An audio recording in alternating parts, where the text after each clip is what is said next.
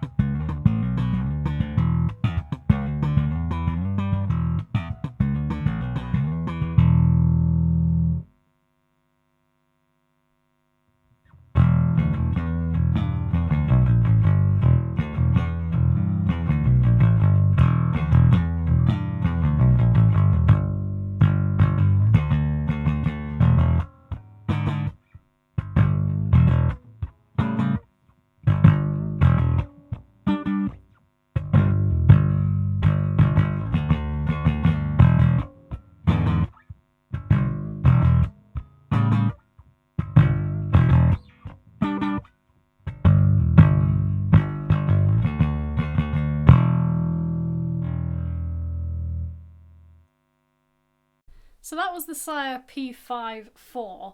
Now, to me, that is one of the warmest sounding basses I've ever heard in my life, and I absolutely adore this bass. I know I said that in the demo of this bass. Again, I should mention I've got a demo up of this one and the Schecter. Not one of the vintage yet, but maybe in the future if you would like to see it. But yeah, this bass has such a warm sound to me. It's still really clear, but it's just like a nice warm blanket. And I've not heard another bass, in my opinion, that sounds as warm as this one out of my collection. So that's definitely a factor. And as for the way it feels, obviously it's got rolled edges, so the neck feels absolutely gorgeous. The neck's not that wide either. I've played certain P basses that have much wider feeling necks, so again, that's a factor. It doesn't feel the same as certain other P basses. It's not particularly heavy, whereas some of them are. Again, none of these things are right or wrong. They're not bad or good. It's all just personal preference, and this is just kind of an experiment to see, are they all the same, like people say, or do they differ, and in what ways? So yeah, this one just absolutely gorgeous, warm tone. So let's see and find out how that tone differs to the other two, if at all. So here we go.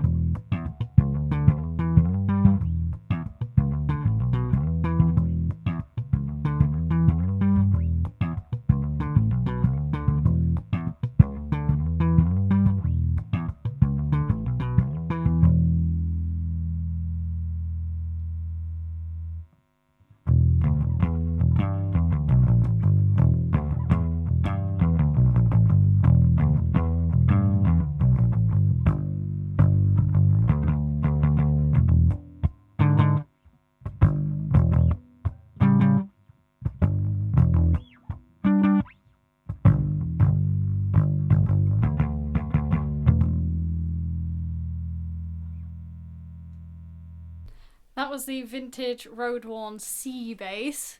To me, this one's extremely warm sounding, but in a more mid-rangey way. It's way more mid-rangey than the Sire.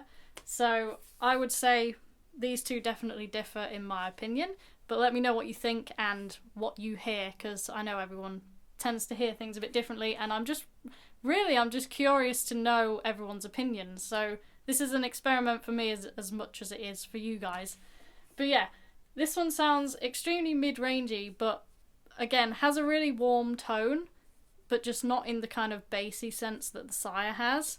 Gorgeous feeling bass, again not that heavy. It feels really different to play than the Sire in the sense that the neck feels different. It's slightly wider as it comes out on the back, but still really easy to play. But yeah, it's just a lot more of a kind of muted sounding tone, if that makes any sense. I'm not sure the best way to describe it, but hopefully you can hear what I mean. Yeah, again, not a huge difference when you have the tone on or off. Not a huge difference in sound, but it does just give it that bit of extra cut when the tone is rolled on. Again, with the Sire, there wasn't the biggest difference, but I think because it's a less mid-rangey sounding bass, it's a bit more noticeable when you have the tone on or off, because it just, again, it gives it that extra cut, but it's slightly more noticeable because it's a more bassy sounding bass, basically. So yeah, how many times can I say bass in this video? But yeah, that was the vintage C-Bass. So now we're going to compare it to the Schecter, which is, again, an active bass, so I'm interested to see how this differs in what ways as well. So here we go.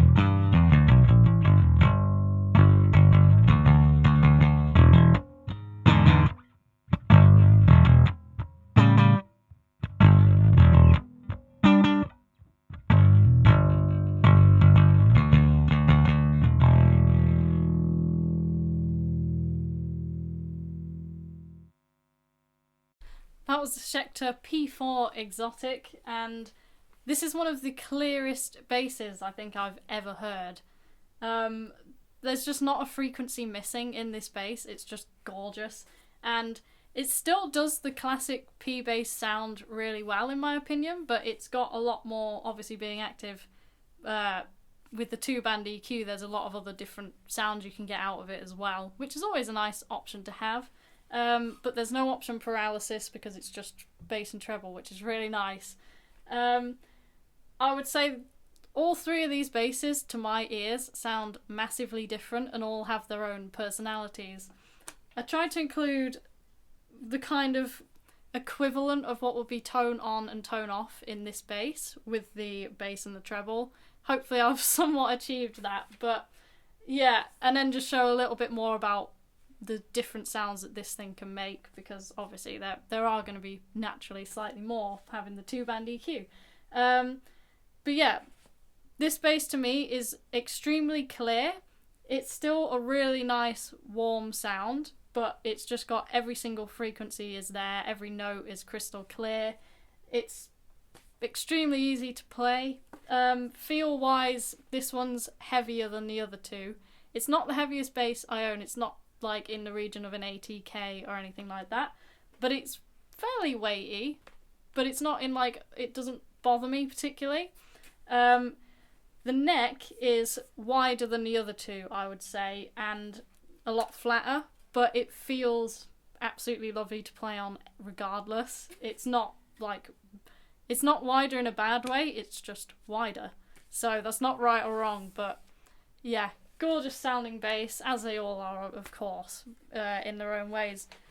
But yeah, to me, they all sound massively different. They all do the classic P-bass sound, but they've all got their own kind of personality in on that as well.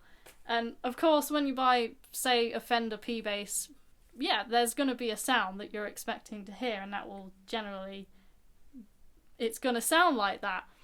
But I kind of wanted to include a few that aren't Fender P-basses, just for the sake of saying, well, if you don't get one, can they still do that sound, but do they all sound the same as well? And in my opinion, it's yes to both. They can get that sound, but they're not all the same, to me anyway. They don't feel the same and they don't sound the same, and there's different things that I would use different ones for, but they could all do an all.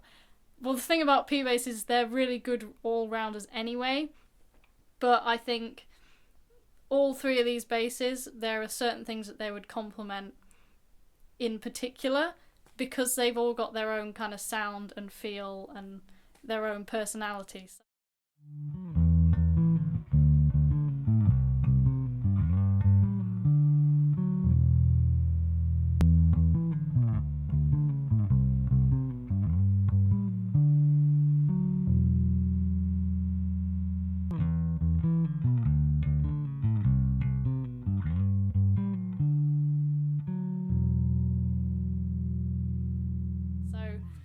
Yeah, in my opinion, are they all the same? No, they don't feel the same and they don't sound the same, and they all do different things really well.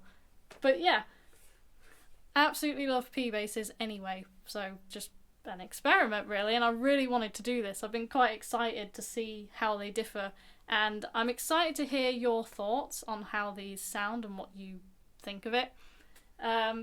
If you did enjoy this video, please consider becoming a patron at Patreon. I'll put a link in the description. Absolutely no pressure to. On there's no tiers, so it's literally just pay as little or as much as you like. It basically just helps me go towards being able to do what I love and continue to bring free content to you all and free lessons and things like that. Yep, there's Bandcamp as well. I always forget to mention these things, so I'm being good today. I'll put a link in the description if there's any music you'd like to download.